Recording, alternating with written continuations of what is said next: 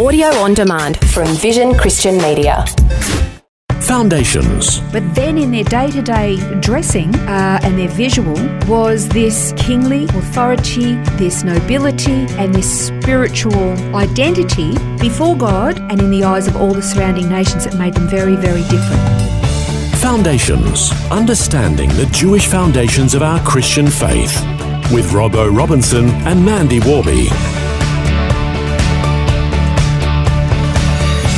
One of the very distinctive things about Jews are the tassels they wear on their clothes. Everything the Jews do is for a reason, but the tassels they wear aren't merely for decoration. What's the significance of tassels, Mandy?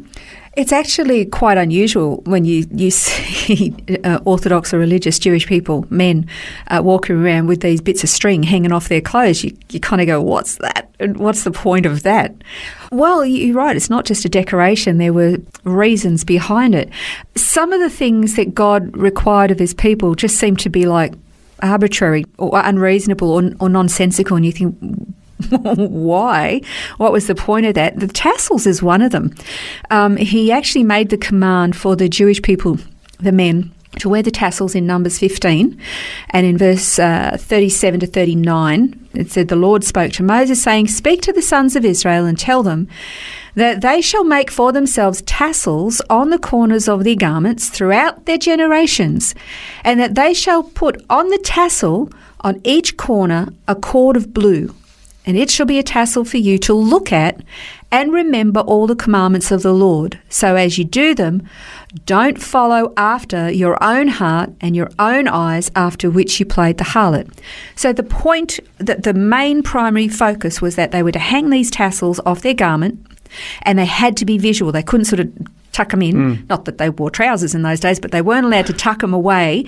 They had to be seen. Hanging out over their clothes, and when they saw them, you got to remind yourself to do something. So you put a bit of string around your finger, or you write a message on the back of your hand or something. This was it. Remind me every time you saw it. Oh, I'm living my life according to the law of God. And the reason was that they were surrounded by nations that were very ungodly, who had a lot of appalling practices. And as you look at Israel's history, they had this really bad habit of falling into copying the behaviours and attitudes, religions of their neighbouring countries. Yeah. Well, you see that in that passage where it says, you've followed after your own heart and your own eyes, looking at what the other surrounding nations have done. So God's saying, well, this is a visual reminder of me, rather than the visual of something which is not good. He called them to be different. And you can kind of understand, if you're sort of like the Jews often today, they say, God chose us, but we wish he'd choose somebody else for a while. Because they feel it's an isolating thing for them. And that's why they said they just wanted to be like the other nations. They didn't want to just have God as their king. They wanted a king to make them like the other nations, so they didn't feel so, like a pimple on a pumpkin sort of thing, So you will often see a lot of Orthodox or religious Jewish men even today with the tassels on their clothes. And they had the tassels on the prayer shawls. The prayer shawl is called the talit. The tassels themselves are called tzitzit. And they don't wear the prayer shawls all the time. The prayer shawls are worn for prayer or fasting or reading the Torah.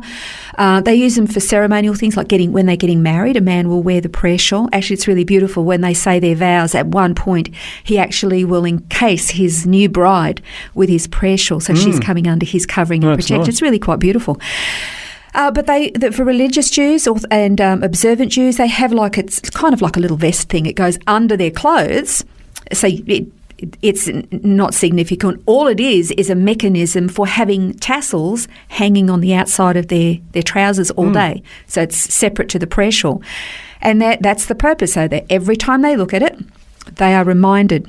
Now, it's a kind of a strange thing, but it's actually very serious. There's very great significance. It's not just to remind them, well, that was the primary thing of God's law, but the tassels were also, they symbolised some very important things. One of them was authority.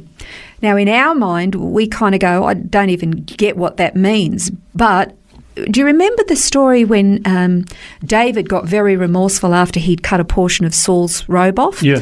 The robe, the hem that portion of a person's robe was actually a symbol of authority, and even the very corner of the robe could sometimes be used to press into a clay seal or wax as like a signature. Oh, right, yeah. So that was part of that authority. So when he actually cut off a section of Saul's robe, it was like attacking his authority. And he was quite remorseful for that, because he said, and he recognised that God had chosen him to be king.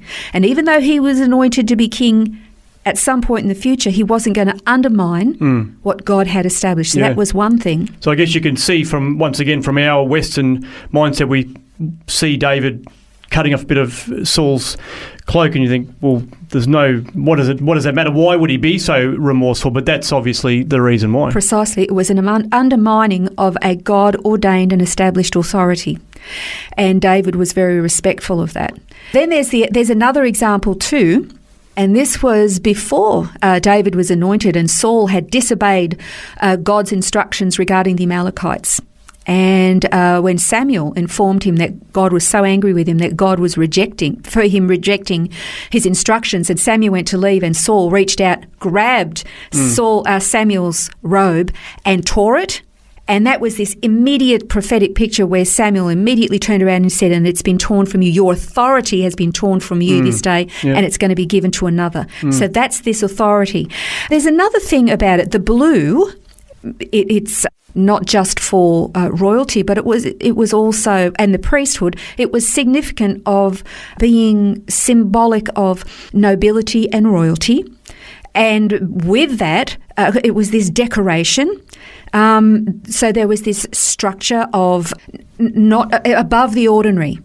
So there's a set apart with this hierarchy for leadership and the rest of it. So authority, but this nobility, royalty of a royal line. And then, of course, the blue is also symbolic of the priest. The priest himself wore a blue robe. We always think of the priest in the temple wearing a white robe. No, he wore a blue robe, dyed with the same shellfish that we talked about, the sea mollusk. So it was a symbol of this priestly line as well. Now, you put all of that together and you've got authority, which comes from kingship, leadership. You've got nobility, which is regal, of a higher state, or I don't want to say caste or class, but that's kind of what it is.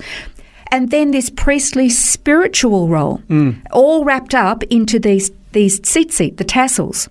Now, that's actually quite amazing, because you've got this nation of people who are called to be very, very separate, called to be very different from the nations of the world, to be this representation and to be markedly different. Now, they had to have a covenant marking physical within their flesh. That was circumcision. But then in their day-to-day dressing and their visual was this kingly authority, this nobility, and this spiritual identity before God and in the eyes of all the surrounding nations. That made them very, very different.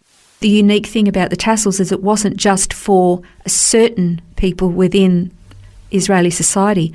It was for everybody. It didn't matter what their class was or where they were from. It's quite unique in that it was authoritative and priestly and noble, and yet it was for everybody. So that's quite a paradox, isn't it? And we're going to actually unpack that a bit in the next program. Looking forward to finding out more about the tassels next time on Foundations.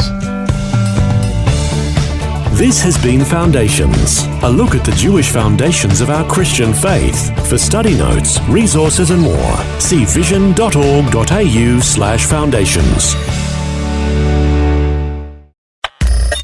Thanks for taking time to listen to this audio on demand from Vision Christian Media. To find out more about us, go to vision.org.au.